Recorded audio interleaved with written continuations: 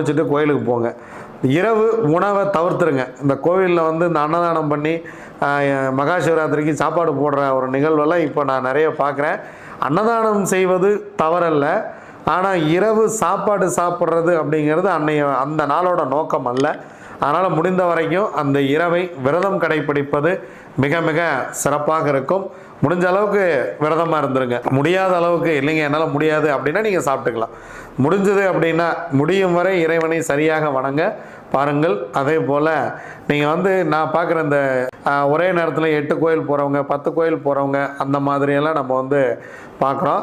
ஒரு மினிமம் ஒரு 2 கோவில் 3 கோவில் அந்த மாதிரி நீங்கள் போகிறதுங்கிறது நல்ல விஷயம். மொத்தம் 4 கால பூஜை 4 கோயிலில் பார்க்குறது நல்ல விஷயம். சும்மா ஜஸ்ட்டு ஒவ்வொரு கோயிலுக்காக உள்ளே போயிட்டு வர்றது நம்ம ஆத்ம திருப்தியே ஆகாது. வருடம் மகா சிவராத்திரி வரும். ஒவ்வொரு மகா சிவராத்திரிக்கும் 4 கோயில்கள் போகிறதும்